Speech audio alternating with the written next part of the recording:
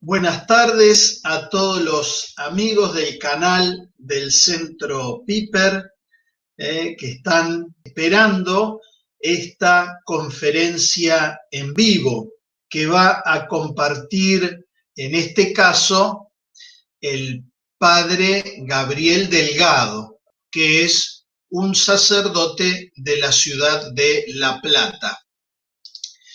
En este caso, tenemos la segunda conferencia del curso 2020 del Centro Piper, que se llama ¿Quién es esta mujer? La Virgen María en el libro del Génesis, capítulo 3, versículo 15, y en los Evangelios. ¿Quién es esta mujer? El padre Gabriel Delgado, como ya les dije, es un sacerdote, doctor en teología dogmática por la Pontificia Universidad Santo Tomás de Aquino de Roma, con una tesis sobre la verdad del ente futuro contingente según Santo Tomás de Aquino, estudio comparativo.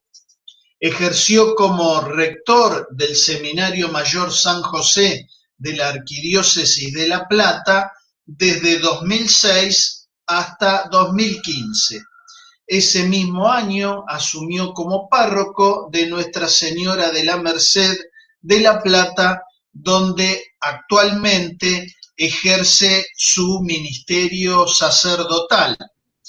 Bueno, muchas gracias, padre Gabriel Delgado, por compartir este segundo encuentro del Centro Piper desde la ciudad de La Plata y bienvenido, padre. Muchas gracias, Cristian. Buenas noches a todos. Bueno, es una alegría muy grande, padre, tenerlo otra vez. Usted ya ha estado en algunos cursos del Centro Piper con anterioridad, así que le agradecemos mucho esta posibilidad de tenerlo hoy. Además de darle la bienvenida, lo dejamos con este tema, que es el tema que da título de alguna manera a nuestro curso. Muchas gracias, padre, Bueno, por estar hoy con nosotros. bueno, gracias, Cristian. Muchas gracias.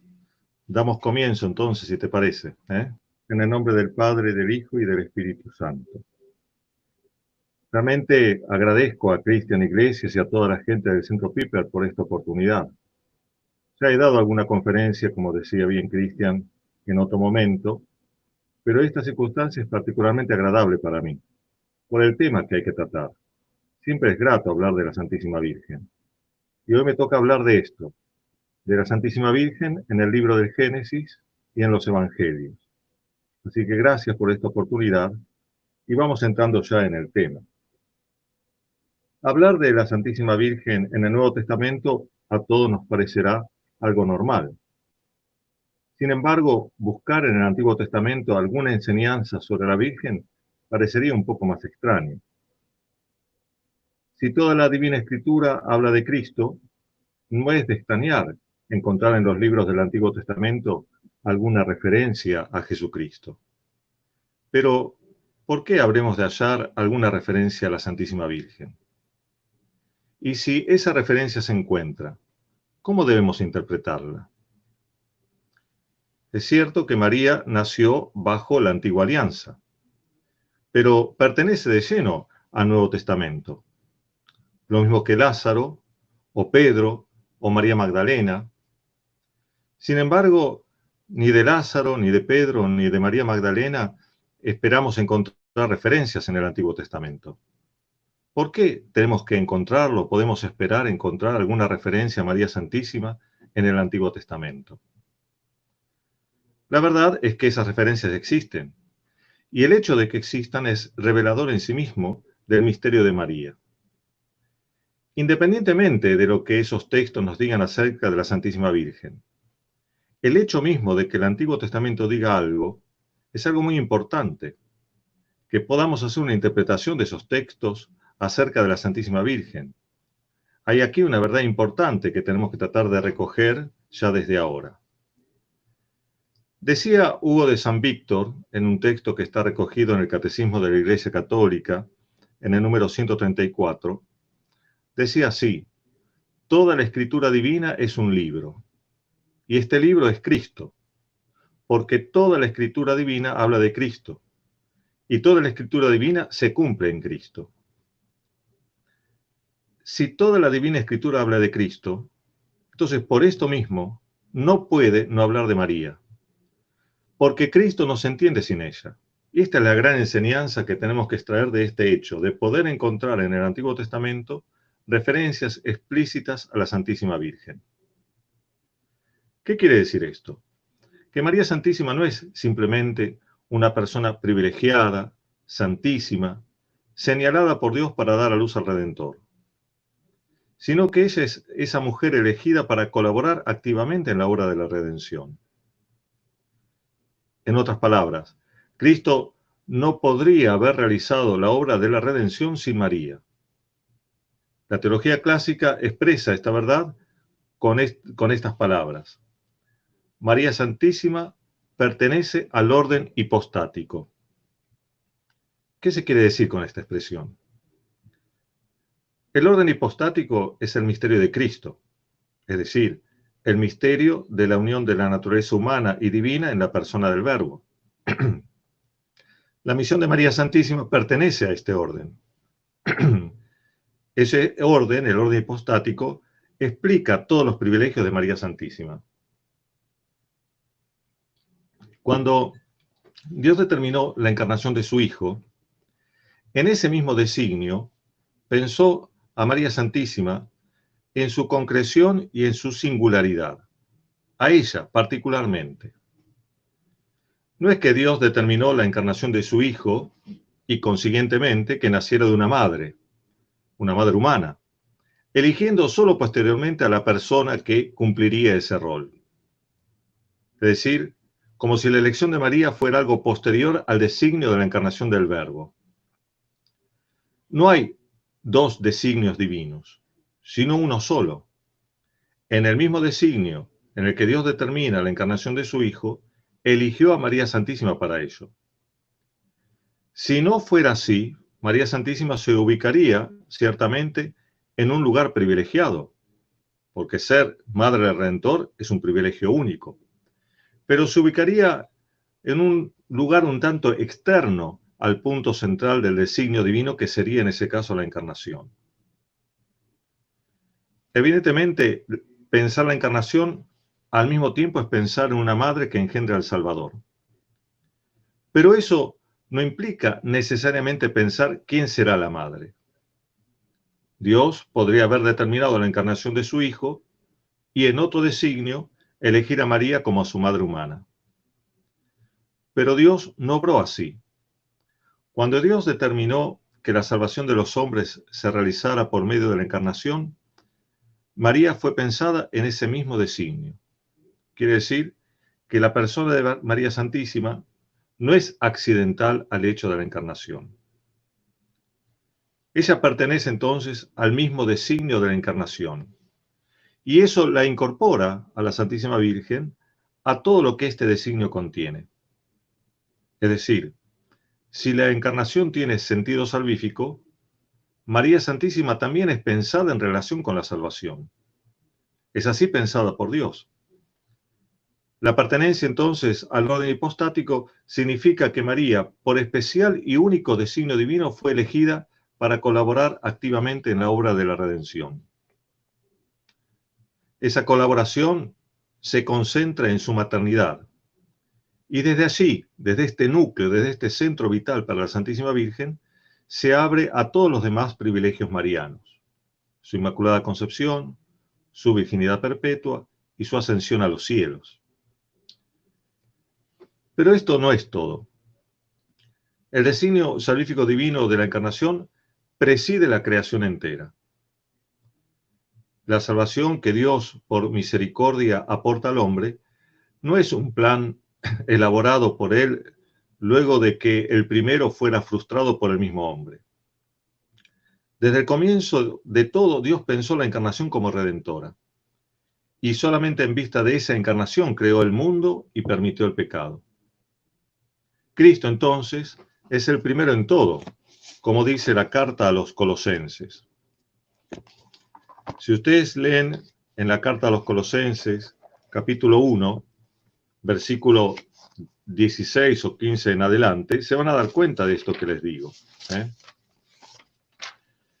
El versículo 15 dice así: Cristo es imagen de Dios invisible, primogénito de toda la creación, porque en Él fueron creadas todas las cosas, en los cielos y en la tierra, las visibles y las invisibles, los tronos, las dominaciones, los principados, las potestades.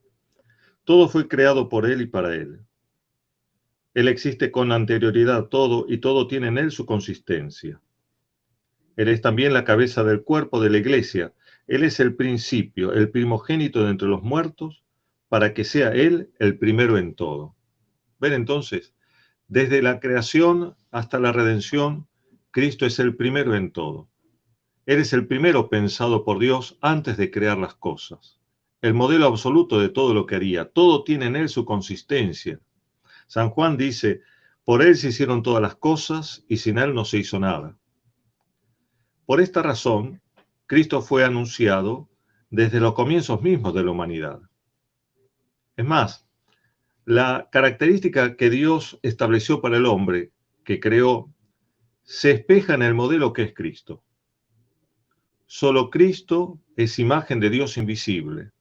En cambio, el hombre es a imagen de Dios. Esto que les acabo de decir requiere una breve explicación, que es importante para entender el lugar de María Santísima en la obra de la redención. Cuando Dios creó a Adán y le dio a Eva como ayuda adecuada, ya estaba pensando en Cristo y en María. Y porque pensó en ellos, creó al hombre distinguiendo la dualidad y complementariedad de los sexos en Adán y Eva.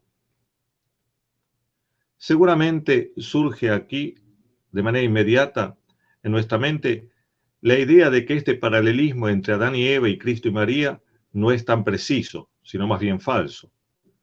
Porque Adán y Eva eran esposos. En cambio, María es la madre de Cristo. Esto es verdad. Pero también es verdad que Eva es llamada por Adán madre de todos los vivientes.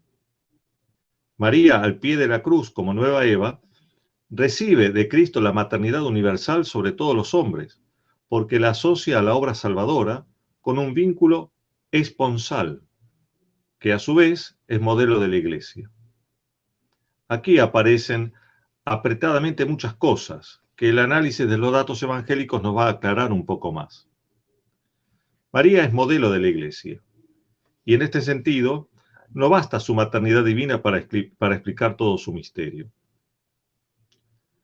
Habida cuenta que la Iglesia nace del costado abierto de Cristo como su esposa, de manera semejante a como Eva, esposa de Adán, fue hecha del costado abierto de Adán, o del costado de Adán, hace falta también contemplar a María bajo el signo de la esponsalidad, y no solo de la maternidad. María, por lo tanto, no es solo modelo de la Iglesia en su maternidad, que ciertamente lo es, sino también en su esponsalidad. Las realidades creadas no pueden reflejar adecuadamente tanto misterio.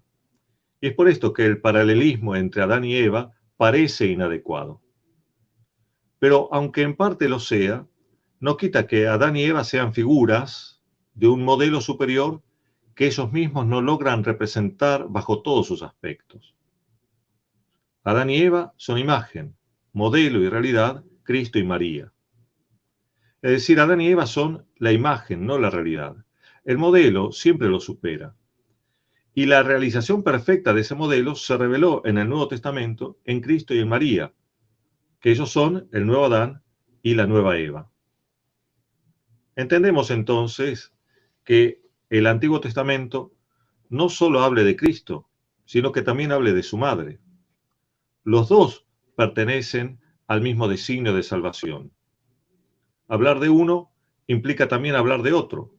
Como en el Antiguo Testamento, hablar de Adán implicaba también hablar de Eva.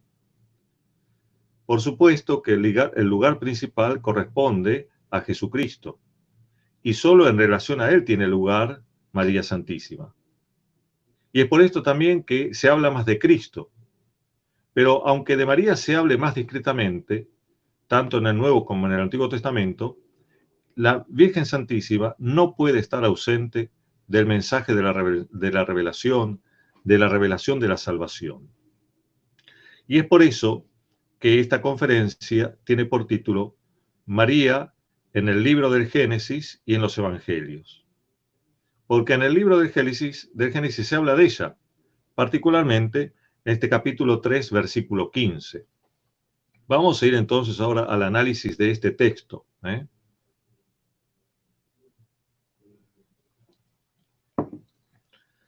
Damos por conocido el relato del pecado original en el capítulo 3 del Génesis. Nos vamos a detener ahora, concretamente, en el versículo 15, que es universalmente conocido como protoevangelio. El nombre protoevangelio proviene de un teólogo protestante del siglo XVII llamado Lorenzo Retius. Pero el sentido de la palabra es claro. Génesis 3:15 es el primer evangelio, el primer anuncio de la buena noticia de la salvación. El contenido de este versículo es el castigo de la serpiente y su derrota final. Les leo el versículo 15, que dice así: Enemistad pondré entre ti y la mujer, entre tu linaje y su linaje. Él te pisará la cabeza, mientras acechas tú su calcañar.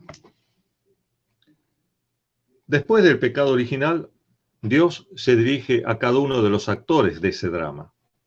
Y comienza por la serpiente, porque fue ella la que inició todo con su tentación. La serpiente es un animal creado por Dios, pero que sirve como instrumento del diablo para tentar a Eva. A la serpiente, así considerada como instrumento del diablo, Dios la condena a arrastrarse sobre su vientre y a comer polvo todos los días de su vida. Les leo ahora el versículo anterior, el versículo 14, para entender esta condena que hace Dios o esta maldición que cae sobre la serpiente. Entonces Yahvé Dios dijo a la serpiente: por haber hecho esto, maldita seas entre todas las bestias y entre todos los animales del campo. Sobre tu vientre caminarás, y polvo comerás todos los días de tu vida. Este castigo anuncia lo que dirá Dios en el versículo 15. ¿Sí? Es el versículo que les leí antes. Caminar sobre el vientre no alude a que la serpiente antes caminara de otra manera. Esta indicación de caminar sobre el vientre está en función de lo que sigue. Ella va a comer polvo todos los días de su vida. Esta expresión, comer polvo, indica de antemano la humillación y la derrota a la que la serpiente va a ser sometida. Es decir, que de entrada Dios nos dice que la serpiente ya está vencida. La tentación que la serpiente inició con Eva, que pareció terminar en su victoria, en realidad, gracias al designio de Dios, es victoria divina. Y esto es justamente lo que explica el versículo 15. Cómo Dios vence a la serpiente, cómo derrota a este diablo que tentó al hombre al pecado. Nos explica entonces este versículo 15, el protoevangelio, el designio salvífico de Dios. Esta derrota de la serpiente, condenada a comer polvo, se va a actuar en 3 pasos, que son las 3 partes en las que podemos dividir el versículo 15. Esos pasos o esas partes son: la enemistad que mantendrá la serpiente con la mujer. Primer paso. Segundo paso, la lucha a muerte entre la descendencia de la mujer y la descendencia de la serpiente. Y tercer y último paso definitivo, el aplastamiento de la cabeza de la serpiente por el descendiente de la mujer. En cada caso hay una acechanza fallida de esta serpiente diablo. Lo que sucedió en el paraíso se va a replicar en la historia de los hombres. Y así como en un momento pareció triunfar la serpiente, en realidad ese triunfo fue y será siempre su derrota. Desde el inicio de todo, entonces, todas las cosas están bajo el gobierno divino, porque así es el designio eterno de Dios. Nada se escapa a su sabiduría, a su gobierno, a su providencia. Lo que Dios ofrece como protoevangelio a Adán y Eva pecadores no es un segundo plan porque el plan primero de la creación haya salido mal, sino que todo estaba contemplado desde el comienzo así. La supuesta victoria de la serpiente fue su derrota, y la supuesta derrota del hombre en realidad será su victoria en Jesucristo. Vamos a analizar en primer lugar la enemistad entre la serpiente y la mujer, lo que dice la primera parte de este versículo 15. Se trata de una enemistad total, de esas enemistades que solo se satisfacen con el derramamiento de sangre, es decir, es a vida o muerte. Esta enemistad que establece Dios indica que la serpiente y la mujer están en bandos contrarios. El pecado no los hizo amigos. Luego del pecado, Eva no es entregada por Dios al diablo. Dios podría haberlo hecho sin cometer ninguna injusticia, porque Eva rechazó la amistad divina para entregarse a la falsa amistad que le ofrecía el demonio. Dios podría haberla dejado hacia Eva, porque ella es lo que eligió ella. Pero Dios tuvo misericordia y estableció entre la mujer y la serpiente una enemistad a muerte. Es decir, Dios, con su misericordia, abre para Eva y su descendencia la posibilidad de reconciliarse con Dios. Y esta enemistad de la que aquí se habla, la establece Dios. Dato importante, no surge de un intento de Eva de volver a Dios, ni tampoco de un movimiento de Eva de rechazo de la serpiente. Esta enemistad es un don divino, expresión de la misericordia de Dios. Es una enemistad que no es pasajera por un momento, sino permanente. El verbo utilizado aquí, traducido por establezco o pongo, en hebreo está en un tiempo verbal que indica una enemistad que comienza en el momento en el que Dios la decreta, pero que permanece para siempre. Esta enemistad, por lo tanto, no es algo presente, pero pasajero, algo de momento y transitorio, sino algo que va a durar siempre. No es tampoco una enemistad que debamos esperar para más adelante. Ya está establecida y siempre será así. Ahora, el hecho de que esta enemistad sea permanente no nos está indicando solamente una cualidad temporal de la enemistad, es decir, es para siempre, sino que nos está diciendo que ese antagonismo entre la mujer y la serpiente va a continuarse, como lo sigue diciendo el texto de Génesis 3:15, entre las descendencias de la serpiente y de la mujer, y entre el descendiente de la mujer y la serpiente misma.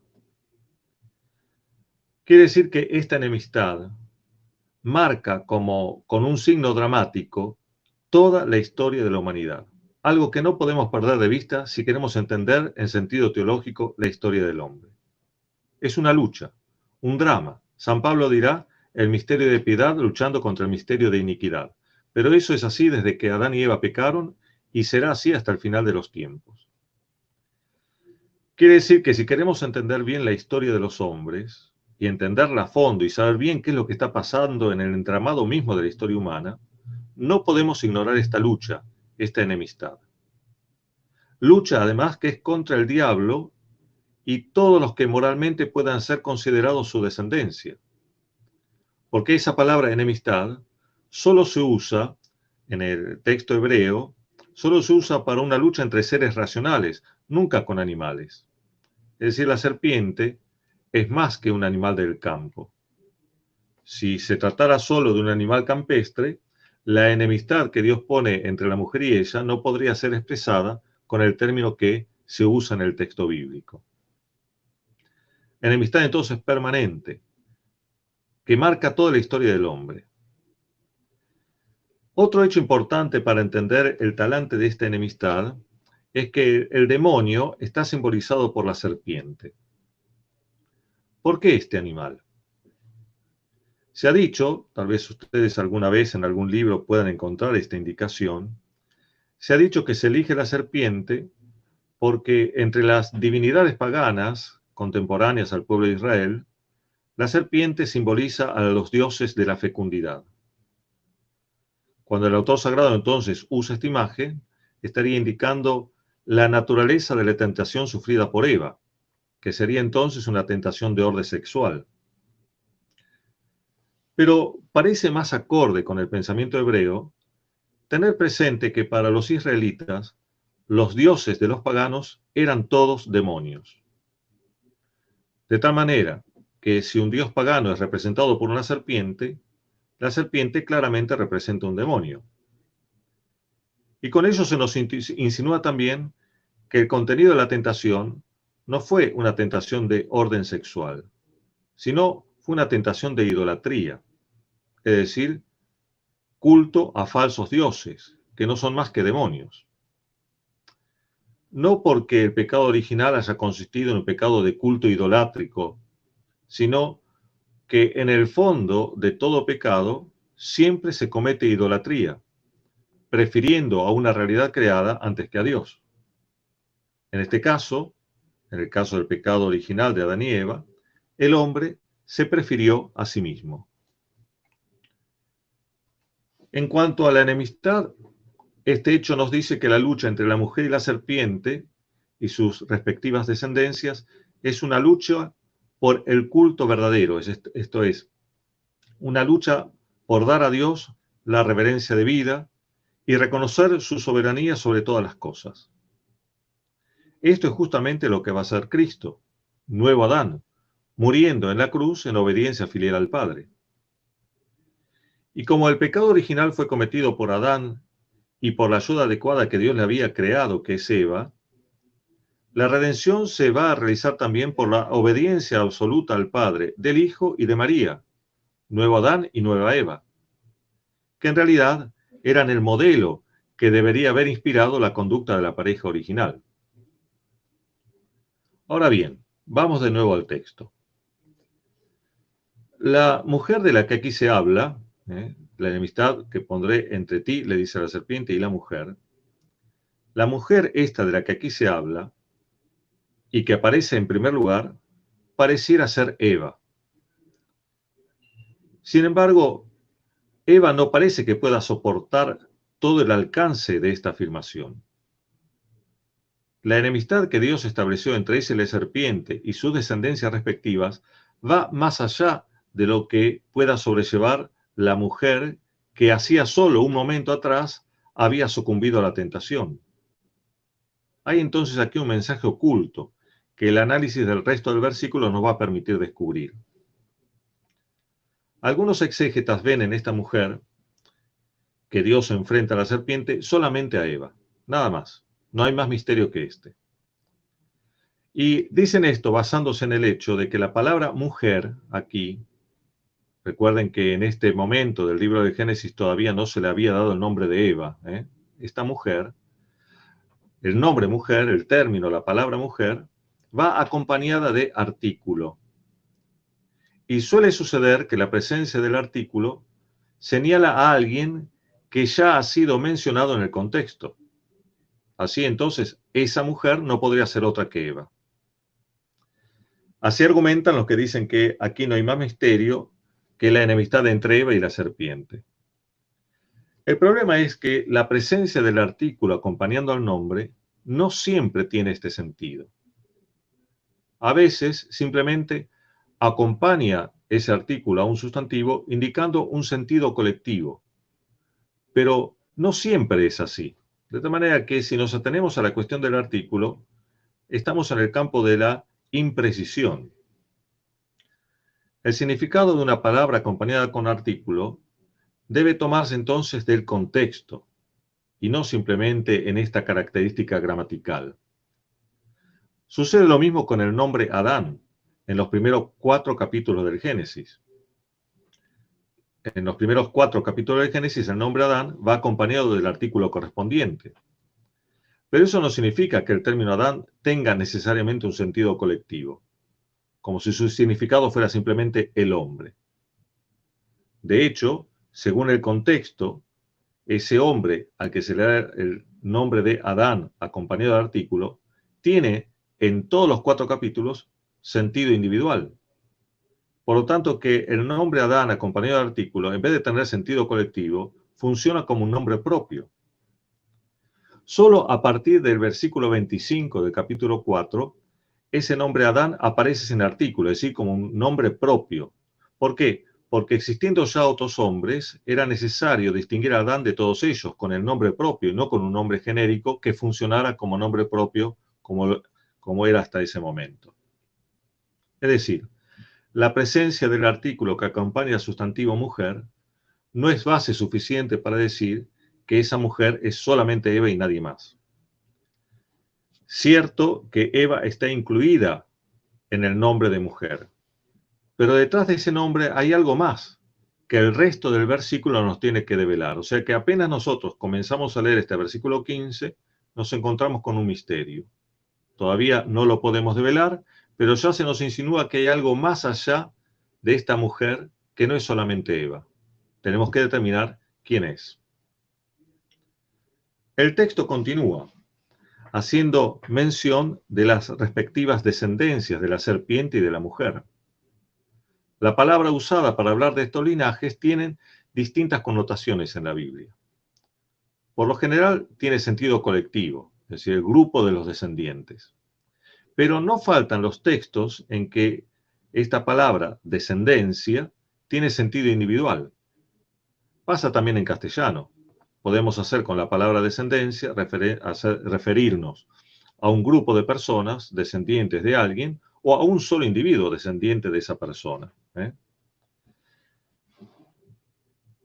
Quiere decir que la palabra descendencia no solo designa a todos los descendientes de un ancestro común, sino que puede designar también a un descendiente individual. Es más, el término descendencia tiene también un significado moral, es decir, engloba a una colectividad que sigue un mismo fin. En este pasaje que nosotros estamos estudiando, que dice, enemistad pondré entre tu descendencia y su descendencia, linaje, descendencia, tiene sentido colectivo. En esta parte del versículo 15, entre tu descendencia y su descendencia, ese término descendencia tiene sentido colectivo. Porque no hay nada que nos haga restringir su significado a un sentido individual particular.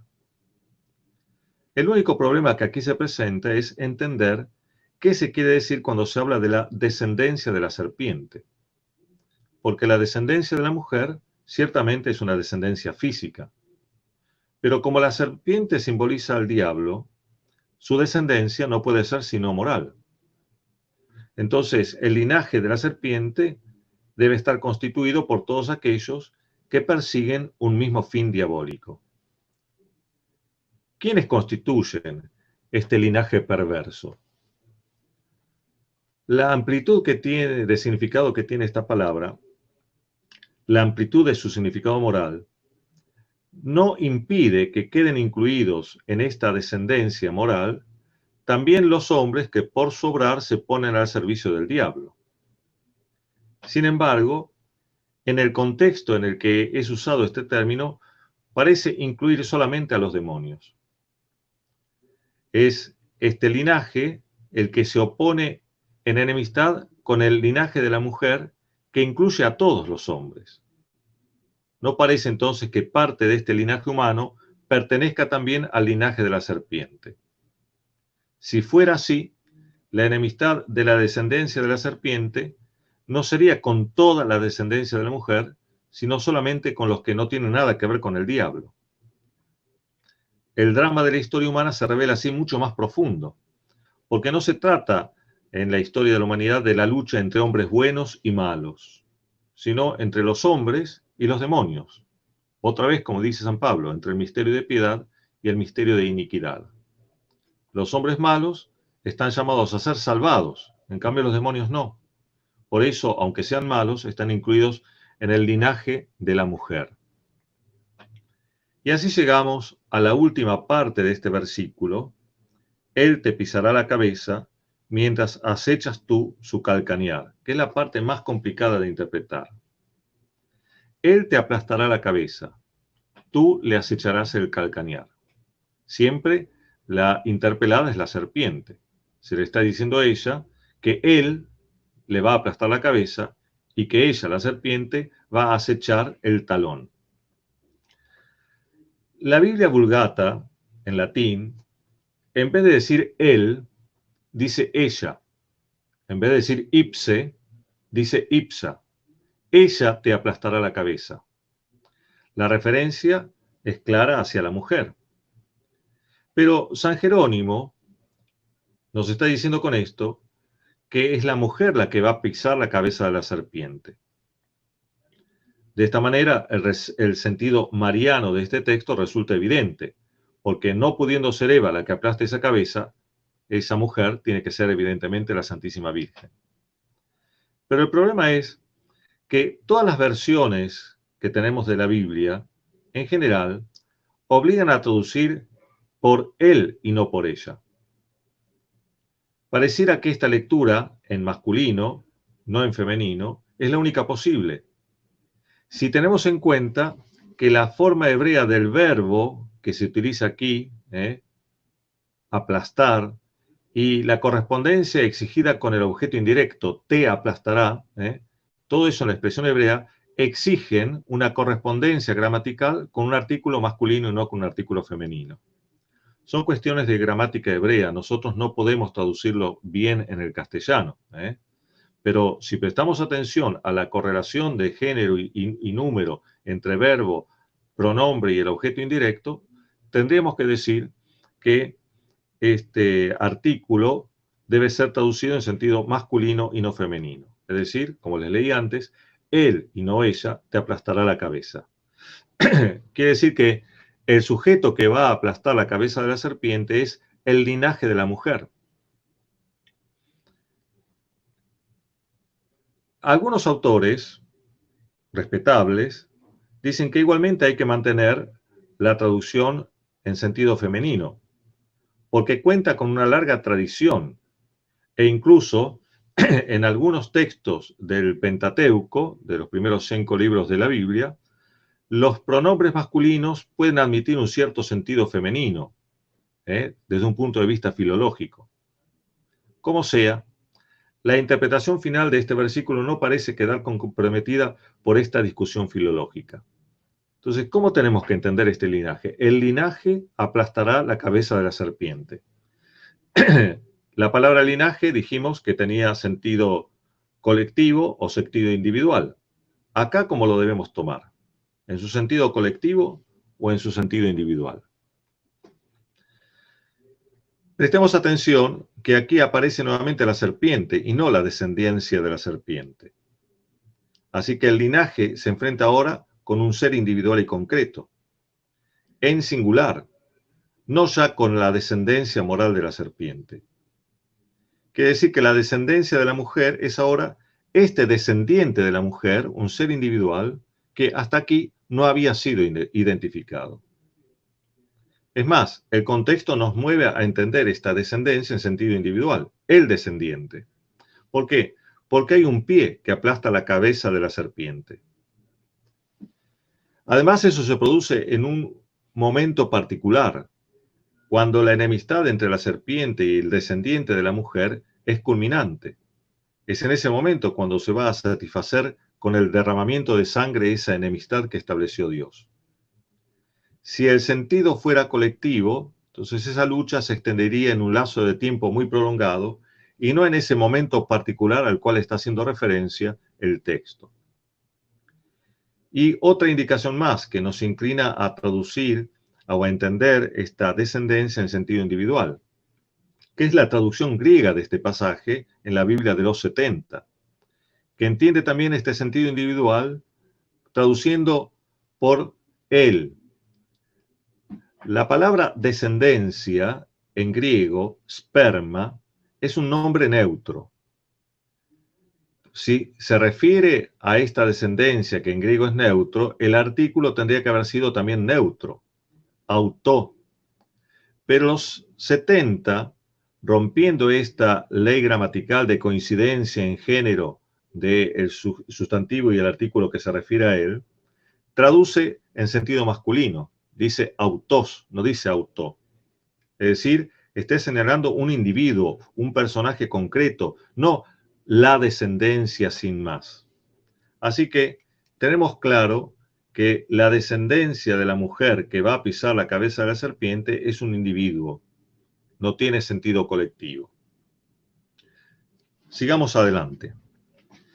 Lo que hará este descendiente será aplastar la cabeza de la serpiente mientras la serpiente acecha su talón. La construcción verbal hebrea da a entender un movimiento mutuo para chocar. Las connotaciones de esta construcción verbal permiten identificar en el movimiento de la serpiente un intento fallido, mientras que el pie del descendiente de la mujer hace un movimiento eficaz. Así que mientras el pie aplasta a la serpiente lo único que puede hacer es acechar, es decir, intentar defenderse, pero sin resultado alguno. Es decir, será definitivamente derrotada. Aquí no se hace mención alguna a una herida que pudiera infligir la serpiente a su atacante. El descendiente de la mujer, entonces, no queda de ninguna manera afectado por la actitud de la serpiente. Su victoria será total, sin atisbo alguno de una resistencia eficaz por parte de la serpiente, que resulta así totalmente vencida. Este descendiente individual de la mujer va a revelar su rostro total en el Nuevo Testamento, y no es otro que Cristo. Este texto, por lo tanto, de Génesis 3:15, tiene un claro sentido mesiánico. Ya entonces, desde los albores de la humanidad, luego del pecado original, Dios profetiza la salvación por medio de Cristo. Dicho esto, tenemos que volver al principio. Cuando se habló de la enemistad establecida por Dios entre la serpiente y la mujer, en ese momento dijimos que no podía decirse simplemente que esa mujer era Eva. Ahora tenemos que dilucidar quién es esa mujer, que, como su descendiente individual, se enfrenta igualmente a la serpiente. La individuación de la serpiente en el diablo y del descendiente de la mujer en Cristo nos mueve a buscar el sentido concreto de la mujer de la que desciende Cristo, y que se enfrenta, como Cristo mismo, también con la serpiente y no solamente con su descendencia moral. La mujer entonces que se enfrenta con la serpiente es, en parte, Eva. Ella es la mujer de la que hasta ese momento se ha hablado. No es esperable que con la misma palabra ahora se haga alusión a otra persona. Con esa palabra, en un sentido muy inmediato y superficial, se está hablando de Eva. Pero, en un sentido y en un plano más profundo, es posible que la mujer designe a otra persona. Sobre todo si tenemos en cuenta que el tenor de la enemistad establecida con la serpiente rebasa la figura de Eva. Génesis 3:15 es una sentencia de castigo desfavorable para la serpiente. Consecuentemente, es una sentencia de victoria para la mujer. Ahora, esta imagen triunfal de la mujer no cuadra plenamente con Eva, que ya había sucumbido a la tentación del diablo. Si Eva fuera la gran triunfadora, no se explica por qué el resto de la Biblia guarda silencio sobre ella. Si aparece, no es como victoriosa, sino más bien como vencida. Podemos sospechar entonces, por detrás de esta Eva, otra Eva, cuya enemistad con la serpiente reciba un cumplimiento pleno. Detrás de esta Eva, que fue madre de todos los vivientes, podemos pensar que hay otra Eva que también será madre de todos los vivientes en un sentido pleno. La mujer entonces, en el comienzo del versículo, aquí cuando se dice, pondré enemistad entre ti y la mujer, esa mujer, en un sentido literal inmediato, es Eva, pero en un sentido plenior, es María Santísima. La madre entonces de aquel que aplastará la cabeza de la serpiente, tiene con la serpiente la misma enemistad y recibe la misma victoria que el Hijo. Por lo tanto, Génesis 3:15 también es una profecía mariológica. que incluye veladamente la imagen de María como nueva Eva. Incluye su maternidad divina y su inmaculada concepción, porque su enemistad con el diablo será tal que no tendrá trazo ninguno de pecado. Así que ahí tenemos el sentido mariológico de este texto de Génesis 3:15. Pero en el Antiguo Testamento hay otro texto que también habla de María Santísima y que se encuentra en el profeta Isaías, capítulo 7, versículo 14. El texto del profeta Isaías dice así: El Señor mismo te dará una señal. He aquí que una doncella está encinta y va a dar a luz un hijo y le pondrás por nombre Emmanuel. Una doncella, una virgen, está encinta y va a dar a luz un hijo y le pondrás por nombre Emmanuel. Esta profecía habla de una señal que Dios le dará al rey de Judá, Ahaz, a pesar de que Ahaz la había rechazado. Para entender el sentido de esta señal hay que ubicar la profecía en su contexto histórico. Israel se había dividido en dos reinos: el del norte, o reino de Israel, que tenía su capital en Samaria, y el del sur, o reino de Judá, que tenía su capital en Jerusalén. En este reino del sur se asentaba la descendencia de David, y esa descendencia era la destinataria de las profecías hechas a él. Estamos en el siglo 8 a.C. Los reinos de Israel y de Judá, junto con el reino de Siria, que tenía su capital en Damasco, se encontraban en medio de dos grandes imperios, el de Asiria al norte y el de Egipto al sur. Asiria, en ese momento, se encontraba en un momento expansivo. Los pequeños reinos que estaban ubicados al sur de ella, entonces, buscaron aliarse para defenderse de una posible invasión asiria.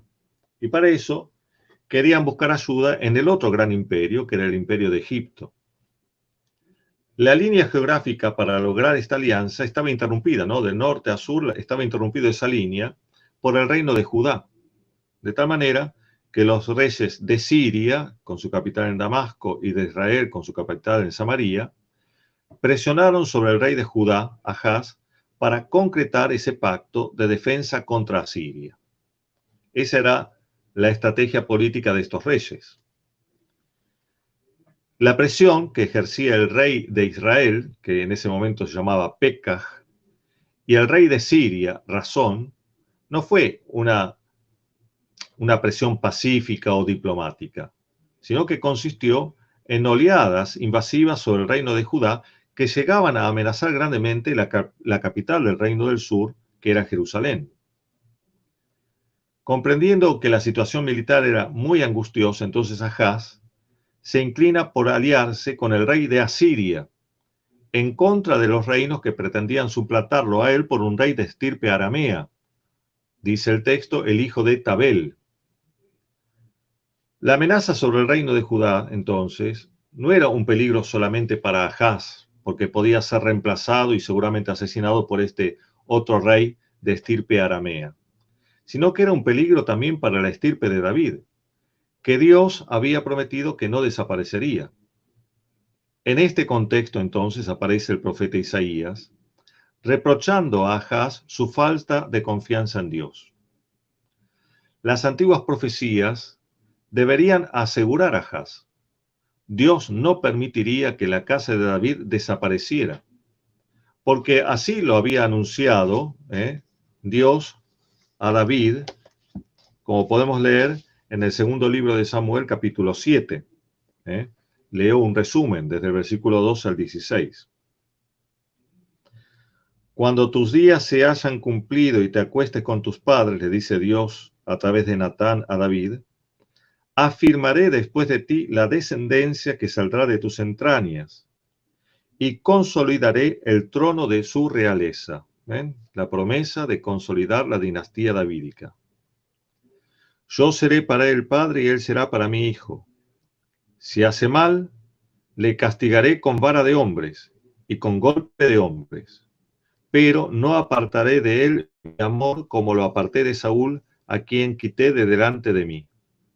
Tu casa y tu reino permanecerán para siempre ante mí, tu trono estará firme eternamente. Esta es la promesa hecha a David y es la promesa en la que Ahaz debería haber confiado. Pero Ahaz confía más en sus previsiones políticas que en la fidelidad divina. Y eso mueve a Isaías a enfrentarlo recordándole la antigua profecía que tenía dos partes. Una absoluta, que es la permanencia de la dinastía davídica, y otra condicional, es decir, la suerte de cada rey concreto en conformidad con su conducta moral y religiosa. Si hacía las cosas bien, a ese rey no le iba a pasar nada, pero si hacía las cosas mal, a ese rey no le iba a ir bien. Isaías, por lo tanto, le pide a Ahaz que se comporte como Dios quiere y que confíe, porque Dios es fiel a sus palabras. Le dice, alerta, ten calma, no temas, no desmaye tu corazón, porque si no te afirmas en mí, no serás firme. Como Ahaz se resiste al mensaje de Isaías, el profeta le ofrece de parte de Dios una señal para que recobre la confianza. Pero Ahaz, simulando sentido religioso, rechaza esa oferta. Dios igualmente le dará esa señal con la que va a garantizar la permanencia de la casa de David, aun cuando el rey concreto que se siente en su trono no vaya a permanecer a causa de su infidelidad. La señal de Dios es la que ya leímos, La Virgen concebirá y dará a luz un hijo. Ese hijo, que tendrá el nombre de Emanuel, es descrito en el libro del profeta Isaías desde el capítulo 6 al 12 con rasgos mesiánicos. Se trata entonces del Mesías. La permanencia de la casa de David estará ligada entonces a ese Mesías que habrá de venir una vez que la Virgen lo conciba y lo dé a luz. Quiere decir que María es profetizada aquí como virgen y el Mesías como hijo de David. ¿Cómo puede ser un signo especial el que una virgen conciba y dé a luz? ¿De qué tipo es el signo que ofrece Isaías a Ahaz? ¿Es un signo de presciencia, de anuncio de lo que va a pasar en el futuro? ¿O es un signo de poder? ¿Se dice lo que va a suceder, la venida futura del Mesías? ¿O se anuncia la concepción milagrosa del Mesías como obra del poder de Dios? Si se tratara de un signo de presciencia, Isaías no estaría diciéndole a Ahaz nada nuevo respecto de lo que dijo Natán en la antigüedad. Pero resulta que Isaías le había ofrecido a Ahaz un signo de poder. Ahaz lo rechaza, pero le fue ofrecido un signo. Pide para ti una señal de Yahvé, tu Dios, en lo profundo del Seol o arriba en lo alto, es decir, un signo de gran poder. En estas palabras, nada nos hace pensar que se trate de un signo de presciencia, es decir, simplemente de anuncio del futuro. Si Isaías ofrecía entonces un signo de poder, entonces efectivamente el signo que le da en concreto tiene que pertenecer al mismo plano. Y ese signo entonces es la concepción milagrosa de la Virgen.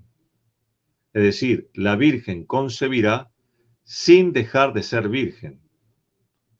La profecía, por lo tanto, no anuncia solamente que el Mesías vendrá y que se van a cumplir en él las profecías hechas a David, sino que anuncia que va a ser concebido virginalmente por su madre, que por supuesto no puede ser otra que María. Así que el Antiguo Testamento nos anuncia la figura de María como madre del Mesías, que tiene con él las mismas enemistades contra la serpiente, es decir, el diablo, y que concebirá y dará a luz su hijo virginalmente. Esto es lo que el Antiguo Testamento nos dice acerca de María. Vamos a pasar ahora al Nuevo Testamento, comenzando por el Evangelio de San Marcos.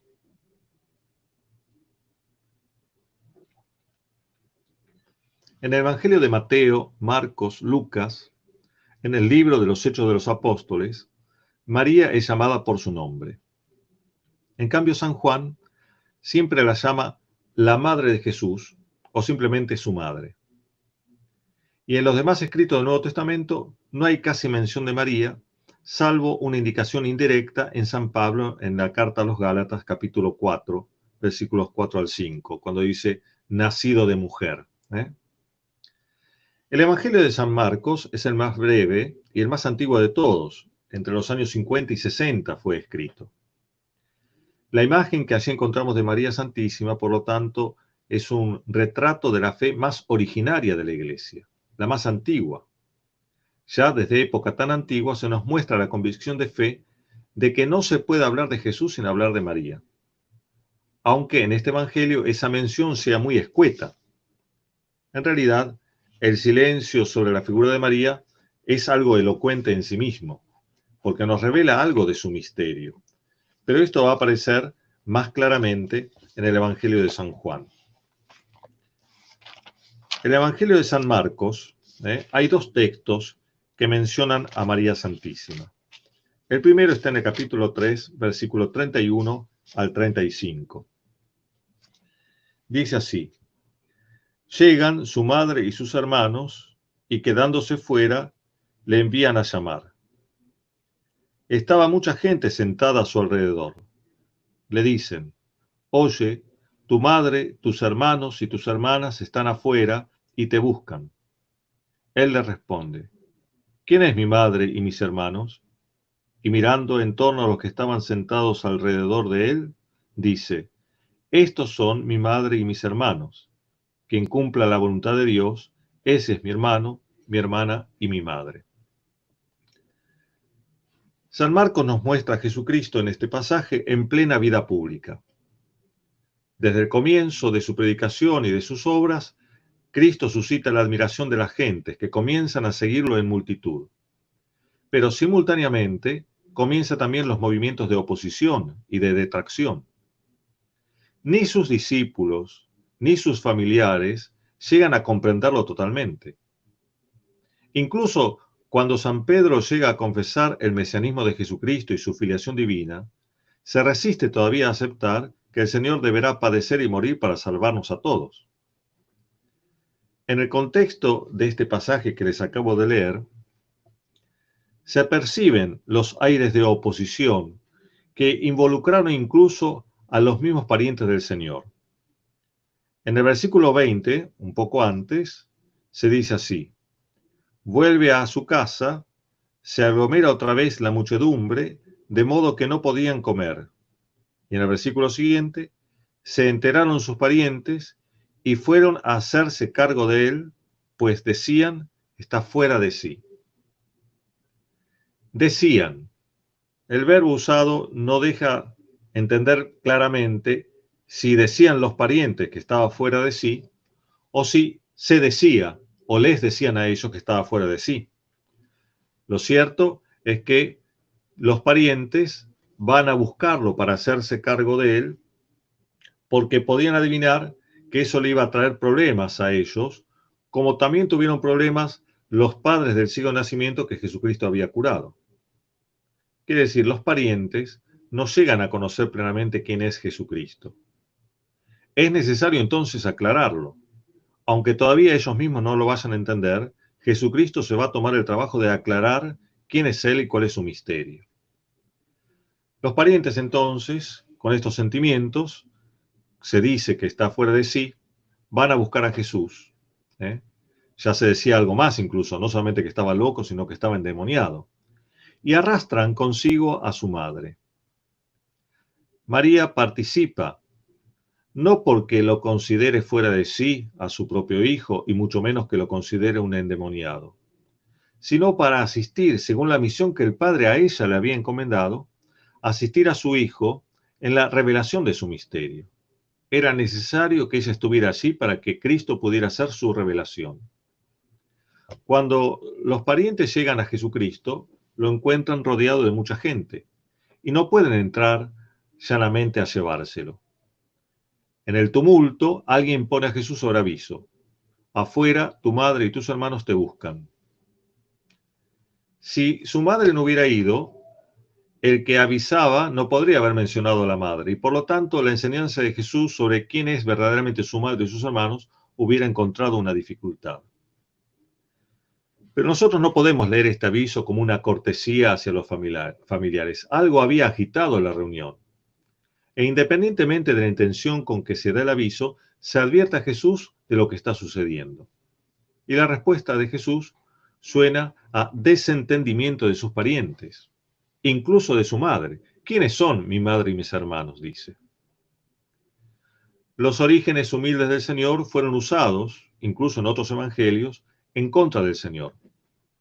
Como si por ello, por tener origen humilde, no pudiera ser verdaderamente el Mesías.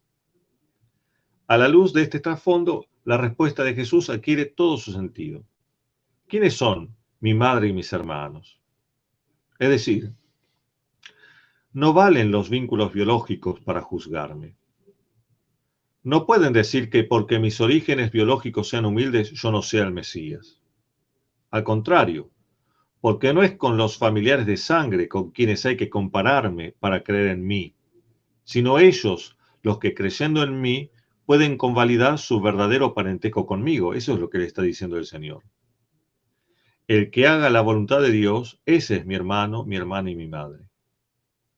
Quiere decir que con estas palabras, Jesús no reniega de su madre, sino que explica que su maternidad biológica, indiscutible, tiene un fundamento y un sentido sobrenatural, que es la observancia fiel de la voluntad divina.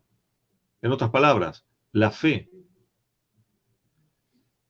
Cuando Jesús era niño, como nos dice San Lucas, Jesús se quedó en el templo de Jerusalén discutiendo con los doctores de la ley. Y cuando su madre y San José fueron a buscarlo, él les dijo una seca respuesta. ¿No sabían que debo ocuparme de las cosas de mi Padre? Esa atención a los intereses del cielo es lo que Jesús pide a su madre y a San José. Es esto lo que los une especialmente a él, porque para esto él había venido. Para esto su madre había consentido al ángel. Esto es lo que cuenta principalmente, aunque sin negar el hecho físico y humano de la maternidad biológica. Los que no entienden a Jesús no tienen por qué escandalizarse por la condición humilde de sus orígenes sanguíneos.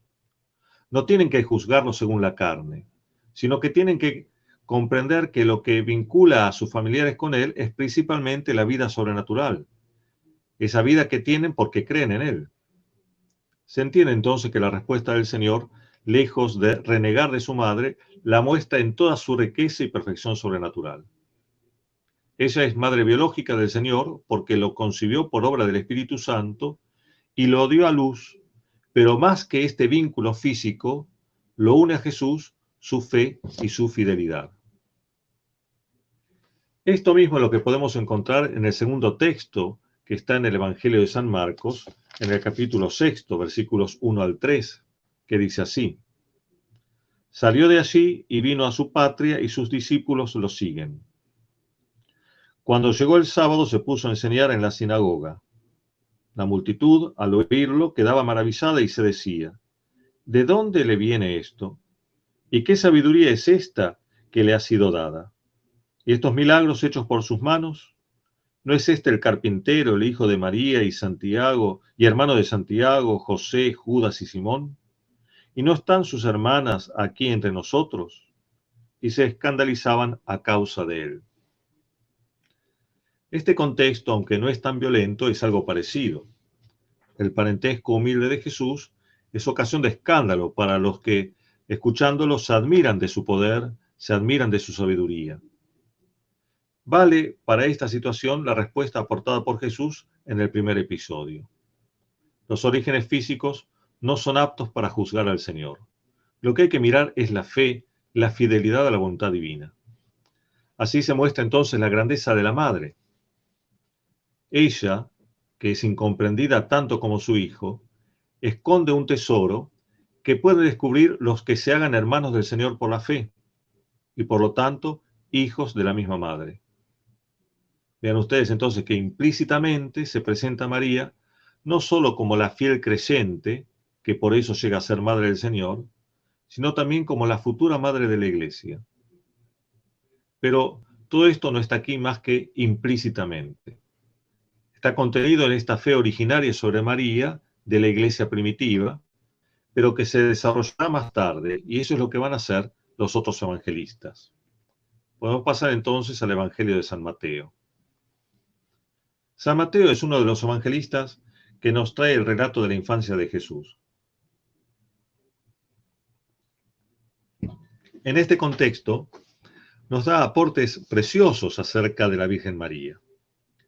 A ella la presenta como virgen, según la profecía de Isaías 7:14 que ya vimos. La presenta como esposa de San José, descendiente de David.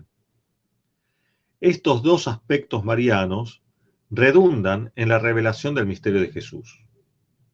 Jesús es verdadero Dios que nace de María sin intervención de varón, nace virginalmente, por obra del Espíritu Santo. Pero también es verdadero hombre, con una genealogía humana que se remonta al mismo David a través de San José, el esposo de María. Las características con que es presentada María, por lo tanto, son acordes con el misterio del Señor, es decir, su doble filiación, la divina y la humana.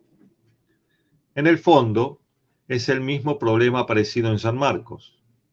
La filiación humana parece atentar contra la filiación divina. En San Marcos se concilian ambas afirmaciones, ambas filiaciones, mostrando que la maternidad de María no es solo ni principalmente biológica. San Mateo va a mostrar lo mismo por un camino propio, que es la concepción virginal y su desposorio con el descendiente de David, que es José.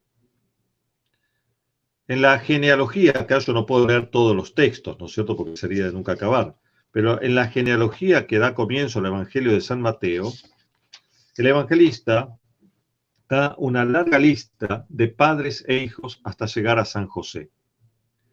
En cada caso, un padre engendra a su hijo. A veces se menciona a la madre, pero el verbo siempre usado aquí es engendrar. Cuando llega el momento de introducir el nacimiento del Señor, la fórmula estereotipada empleada hasta ese momento cambia. Literalmente dice así: Jacob engendró a José, el esposo de María, de la que nació Jesús, llamado Cristo. Jacob engendró a José, pero José no engendró a Jesús. Él nace de María, que es la esposa de José. ¿Por qué este cambio? Justamente el relato de la infancia de Jesús, que sigue a continuación, lo va a explicar, porque dice después, la generación de Jesucristo fue de esta manera. Nos explica entonces cómo fue engendrado Jesús, que no fue engendrado por José. ¿Cuál es esa manera? Que el Señor nace de Madre Virgen. Este es el portento anunciado por Isaías y ahora cumplido, porque lo dice expresamente también San Mateo. Todo esto sucedió para que se cumpliese el oráculo del Señor por medio del profeta. Ved que la Virgen concebirá y dará a luz un hijo y le pondrá por nombre Emmanuel. Es decir, se cumple aquí la profecía. Los tiempos mesiánicos han llegado. Ese niño, Jesús, con toda verdad, es llamado Cristo. Su origen, por lo tanto, no es meramente humano. Lo engendrado en la Virgen es del Espíritu Santo. Quiere decir que la virginidad de María está en función de la condición divina del Señor. Pero la genealogía de San Mateo contiene otro dato. Si Mateo tratara solamente de explicar la concepción y el nacimiento virginal del Señor, la genealogía estaría de más, porque de hecho esa genealogía tiene que ser completada con el relato de la Anunciación, y ese relato nos dice cómo es el origen virginal de Jesucristo. La genealogía no puede dar razón por sí sola de este aspecto del misterio de Jesús, su filiación divina, pero es necesario que se introduzca la genealogía para explicar otro aspecto de la filiación de Jesucristo. Si San Mateo nos da esta genealogía es porque quiere decirnos que Jesucristo también es verdaderamente hombre, y para ello es fundamental la figura de San José, y no solamente que Jesucristo es verdaderamente hombre, sino hijo de David. Se trata entonces de la ascendencia humana de Jesús a través de José, el esposo de María. José, uniéndose esponsalmente a María, hace de Jesús un verdadero hijo de David, según lo habían anunciado los profetas. Esta unión matrimonial entre José y María no solamente es contraída por voluntad humana, sino por obediencia a la voluntad de Dios, porque es el ángel que se le aparece a San José y le dice, no temas tomar a María tu mujer. Es decir, aunque María y José hayan decidido casarse, de hecho lo hacen porque Dios interviene para que ello suceda. Si no, San José había decidido apartarse de María. La alianza matrimonial por la que Jesús es verdaderamente hijo de Dios es una alianza basada entonces en la fe y en la fidelidad a Dios. No es la carne, por lo tanto, lo que explica el misterio de Jesús. María está totalmente sujeta a las decisiones divinas. Quiere decir que Jesucristo no es solamente hijo de Dios, sino también hijo de David. Para ambas filiaciones, la figura de María es fundamental, incluso para su filiación davídica, porque aunque la ascendencia real le venga a Cristo por medio de José, es por su matrimonio con María que ello se hace efectivo para el Señor. Así que María garantiza la verdadera humanidad del Señor sin menguar su carácter divino y davídico. Hasta aquí entonces el Evangelio de San Mateo. Pasemos al de San Lucas. San Lucas es el otro evangelista que nos habla de la infancia de Jesús. Según él mismo lo dice, se cercioró personalmente de la información histórica sobre el Señor, siendo que él no fue testigo ocular como los otros evangelistas. En la búsqueda de testigos cualificados que pudieran dar razón de los hechos, María ocupa un lugar central, particularmente en todo lo que se refiere a los hechos de la vida oculta de Jesús, desde su concepción hasta el comienzo de su vida pública. Ahora, San Lucas no tiene en María solamente a alguien que narra hechos, sino que también tiene una voz autorizada para interpretarlos, según el sentido más oculto. Por eso San Lucas nos dice repetidamente que María conservaba todas las cosas en su corazón. Algunos autores dicen que San Lucas construyó los testimonios acerca de María a partir de textos del Antiguo Testamento. Y si nosotros de hecho comparamos los pasajes del Antiguo Testamento con los de San Lucas, vamos a encontrar grandes semejanzas. Pero eso no significa que el evangelista haya copiado el Antiguo Testamento y después de una leve modificación aportada por él mismo los haya hecho pasar como del Nuevo Testamento. Significa que lo que la Virgen le transmitió fue meditado por ella a la luz de las antiguas profecías y con el lenguaje con que contaba María, que no podía ser mejor porque era el lenguaje de la revelación, lo que ella constantemente había meditado. Por lo tanto, María no fue para San Lucas una mera cronista de hechos. Lo que el evangelista recogió de ella fue una sapiente meditación de los hechos, y eso es mucho más rico que el acontecimiento desnudo, porque el intérprete de esos hechos es nada menos que la Madre del Redentor, a quien el mismo Dios le aseguró un lugar privilegiado en la obra de la salvación. Como en San Mateo, entonces también en San Lucas, María es la Virgen Madre del Redentor. Su Hijo es plenamente Dios y plenamente hombre. Y esto último garantizado no ya como en Mateo por el título Hijo de David, sino porque su ascendencia se remonta hasta el mismo Adán. Pero San Lucas aporta una comprensión de María propia, a través del hecho mismo de que sea ella la testigo ocular de los acontecimientos que narra. Aquí hay algo muy interesante. Por ser ella el testigo ocular de los misterios que narra, San Lucas nos transmite acerca de María algo muy particular. ¿Qué es lo que nos muestra? Lo que la Santísima Virgen interpreta acerca de sí y es lo que le cuenta a San Lucas. Luego de la Anunciación, María va sin demora a auxiliar a su prima Santa Isabel, que estaba encinta de Juan el Bautista. El encuentro entre ambas simboliza y realiza el paso del Antiguo al Nuevo Testamento.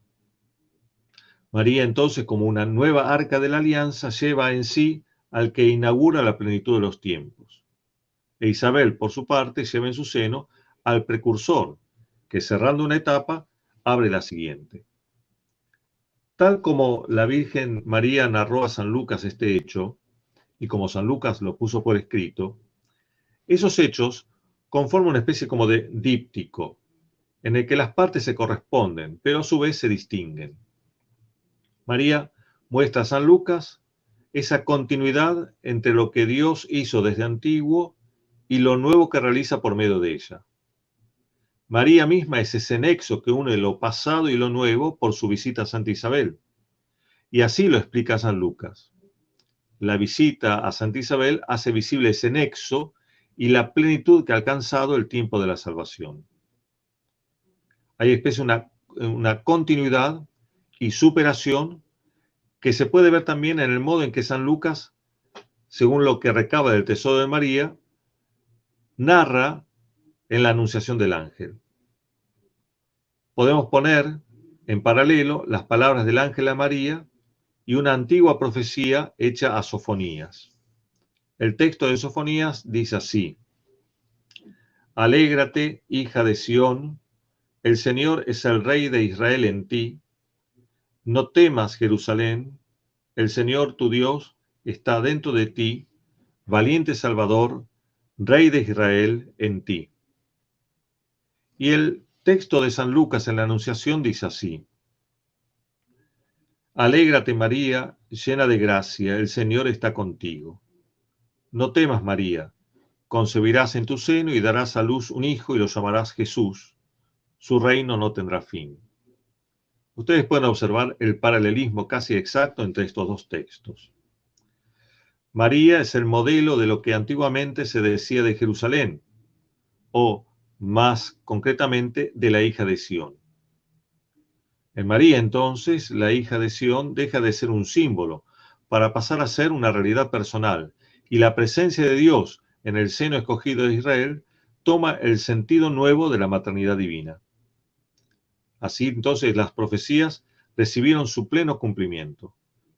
El pasado quedó atrás, pero lo nuevo no implica una ruptura total con lo antiguo, sino una superación y plenitud. María es ahora la nueva hija de Sión.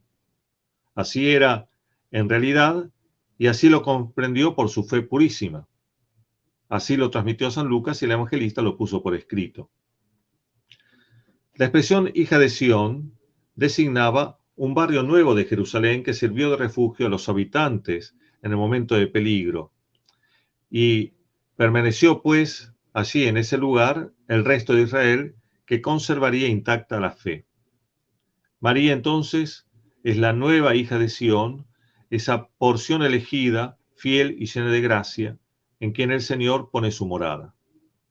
No extraña por eso entonces que en el mismo relato de la Anunciación de María sea presentada como la nueva arca de la alianza, cubierta por la sombra del Altísimo, así como en la antigüedad la nube de Dios se posaba sobre el tabernáculo. Esta es entonces la espléndida imagen que San Lucas nos pinta de María. Ella es la madre del Salvador, que lo concibió y lo dio a luz virginalmente. Es el nuevo tabernáculo de la presencia del Altísimo, desde donde el Altísimo va a derramar sobre todos los hombres su gracia de salvación. María entonces abrió con su sí a Dios la plenitud de los tiempos, plenitud que ya no va a pasar y en la que nosotros estamos ahora insertos. Por esto, todos la van a proclamar bienaventurada, dice, y serán ellos mismos felices al compartir con ella la fe. Esta es la imagen de María en el Evangelio de San Lucas y nos queda por último en el Evangelio de San Juan. Es un hecho por todos conocidos que San Juan no llama a la Virgen por su nombre, María, sino como la Madre de Jesús o su madre. No es que San Juan desconociera el nombre propio de María, pero cuando la nombra quiere designarla con lo que es exclusivo de ella y no con lo que es común con otras mujeres, también llamadas María. Ella es entonces la Madre, y este hecho nos orienta desde el comienzo en la Mariología de San Juan. El interés de San Juan por la Madre de Jesús lo acerca de alguna manera a San Lucas. Entre los dos evangelistas parece haber una influencia recíproca, de Juan sobre Lucas por vía de tradición oral y de Lucas sobre Juan por vía escrita. La afinidad entre los dos evangelistas, San Juan y San Lucas, en lo que se refiere al rol de María, se puede ver en estas palabras del prólogo de San Juan, que dice: a todos los que lo recibieron, es decir, al Verbo, les dio poder de ser hechos hijos de Dios, a los que creen en su nombre, el cual no nació de sangre, ni de deseo de carne, ni de deseo de hombre, sino que nació de Dios. Y el Verbo se hizo carne y puso su morada entre nosotros. San Juan habla de la generación virginal de Cristo. No nació ni de carne, ni de deseo de hombre. Y ese Verbo, que puso su morada entre nosotros, entonces alude al testimonio de San Lucas, que ve en la Virgen el nuevo tabernáculo donde Dios reside. Ahora, ¿qué incluye para el evangelista San Juan el título madre? Por supuesto, no se reduce solamente al aspecto físico o biológico. Hay dos escenas del Evangelio de San Juan que nos muestran el sentido de la maternidad de María. El primer episodio es el de las bodas de Caná, el segundo es de María al pie de la cruz. En el comienzo de la hora de Jesús, comienzo de la vida pública, y en esa hora consumada, María aparece como la mujer, en un procedimiento semítico que se denomina inclusión. Llama la atención, apenas se lee el texto de las bodas de Caná, el lenguaje en apariencia seco y duro con que el Señor se dirige a su madre. Mujer, ¿qué hay entre tú y yo? Todavía no ha llegado mi hora. Es lo que el Señor le dice cuando María le dice no tienen vino. En primer lugar, Jesucristo no la llama por su nombre, sino que le dice mujer. Y este título nos remite al libro del Génesis. Evoca la mujer cuyo descendiente aplastará la cabeza de la serpiente. Al llamarla de esta manera, el Señor le recuerda que si comienza su hora con el milagro que ella le pide, también va a comenzar su propia hora, la hora de María. Es decir, le recuerda que en el designio divino, ella está asociada activamente a la obra de la redención.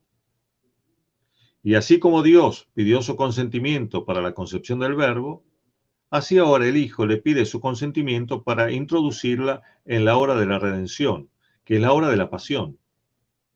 Lo que hay entonces entre Jesús y su madre es justamente esto, su asociación en la obra de la redención. Vean cómo entonces las palabras que parecían secas ahora revelan otro sentido. Como respuesta a las palabras de su hijo, María se dirige a los asistentes de la sala diciéndoles: hagan todo lo que él les diga. Superficialmente leído, María estaría indicando qué deben hacer para que el hijo haga el milagro que ella requirió. Pero en un sentido más hondo, las palabras de la madre son un eco de las palabras del Padre cuando el bautismo de Jesús. Este es mi hijo muy amado, escúchenlo. Al oír estas palabras que María le dice a los asistentes de la sala, Jesús no puede poner ya objeciones al comienzo de su hora. Como no puede sino hacer la voluntad del Padre, y por lo tanto hace el milagro.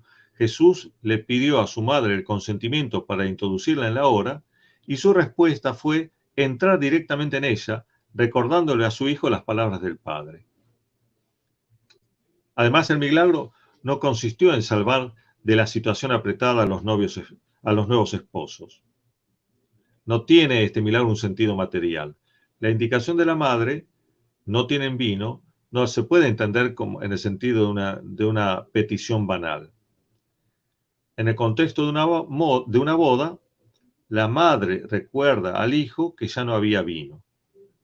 El vino, en las Sagradas Escrituras, es símbolo de la alegría mesiánica, del gozo de la alianza de Dios con los hombres, el júbilo por esa estrecha amistad que Dios ofrece a la criatura humana. Ese vino faltaba en la fiesta de bodas a la que habían sido invitados María, Jesús y sus discípulos. ¿Por qué? Porque faltaba todavía la realidad que daba sentido al símbolo, es decir, porque la hora de Jesús no había llegado.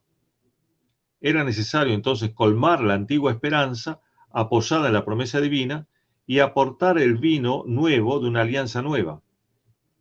Todo esto es lo que entendió María y mueve a su hijo a empezar su vida pública, o mejor dicho, a asociarse activamente a ella, aunque desde su lugar silencioso y escondido, distinto al que les tocará a los discípulos. Pero al aportar este vino, que da inicio a la obra del Señor, pasa la vieja alianza y comienza a constituirse la nueva. La alianza de Dios con el pueblo elegido, como su nombre lo indica, supone como imagen para su comprensión la amistad matrimonial. En el Antiguo Testamento, el modelo de matrimonio era el que Dios había establecido al crear a Adán y Eva, como primera pareja humana. A pesar del pecado, ese modelo permanecía vigente, porque no se puede destruir la obra de Dios. Por eso, cuando Jesús es preguntado sobre la indisolubilidad matrimonial, se remite a lo que el Creador hizo al principio. Sin embargo, ese modelo estaba destinado a ser superado, porque la amistad que Dios quería ofrecer al hombre superaba el marco figurado por ese primer matrimonio. En Jesucristo, Dios establecería la nueva y definitiva alianza. Y el momento de hacerlo ya había llegado. María mueve a Jesús a introducirse en su obra y a renovarlo todo. Ella, que en el Evangelio de San Lucas había unido lo antiguo con lo nuevo en la visita a su prima Santa Isabel, impele ahora a su hijo a dar el paso decisivo, y lo hace haciéndose portavoz de la palabra del Padre. Escúchenlo.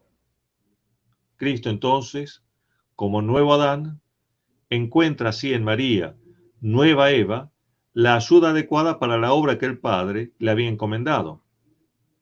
Encuentra a la mujer que dio a luz al que pisará la cabeza de la serpiente. Así, María revierte a Eva.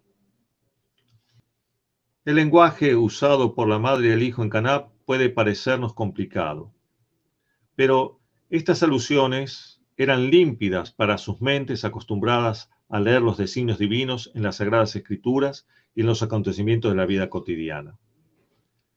En las bodas de Caná, el simbolismo es múltiple. María es ante todo la madre de Jesús. Pero ahora el Señor la llama mujer, quiere decir que resalta en ella otro aspecto distinto al de su maternidad, también querido por el designio divino. Como mujer, como nueva Eva, como ayuda adecuada del nuevo Adán, la relación de María ahora es esponsal. Este vínculo no le corresponde a María en cuanto a su madre, sino en cuanto que, como nueva Eva, será la madre de todos los vivientes. Y esto es lo que al final de la vida pública del Señor, que ahora comienza, se verá más claramente, es decir, cuando el Señor la entregue como madre del discípulo amado, que es el otro episodio del Evangelio de San Juan. En otras palabras, el Hijo llama a su madre mujer, porque ve en ella el modelo de esposa, la Iglesia, a la que con la Virgen va a engendrar al pie de la cruz. María, madre de la Iglesia. Así como el título madre corresponde a María y a la Iglesia, así también el título esposa, porque el designio del Padre sobre la Virgen es tan profundo que una sola imagen no basta para representarlo. Su misterio se percibe en el entrecruzamiento de estas distintas imágenes como si fueran piezas de un mosaico deslumbrante.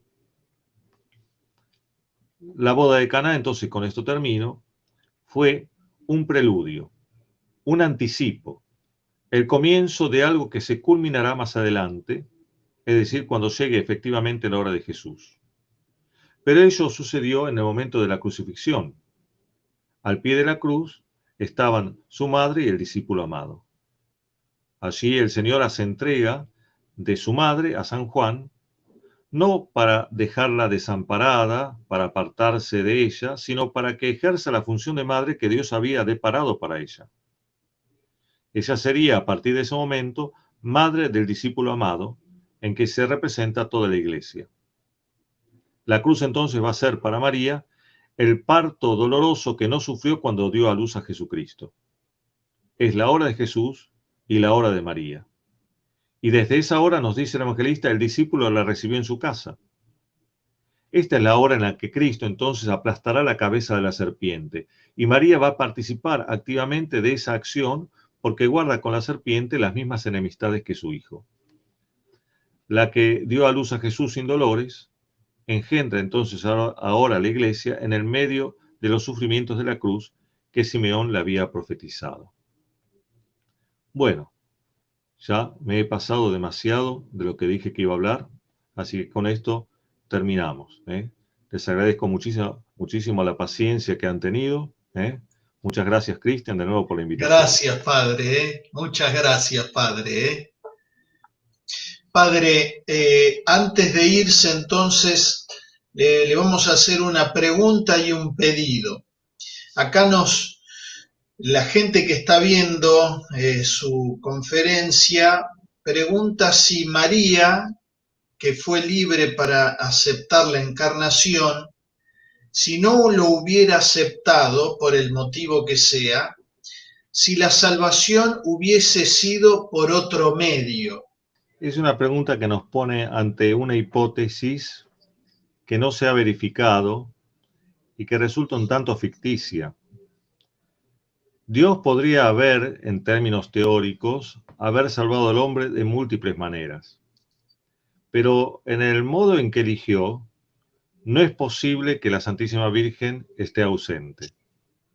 Si la Virgen estuviera ausente, hubiéramos pasado directamente a otro designio, no el mismo designio, porque como les decía al principio, en este designio, María y Jesús son inseparables. Así que no se puede permanecer en este designio sin la Santísima Virgen. En teoría, entonces, podría haber Dios tenido otro designio, pero no dentro de este mismo designio otro modo.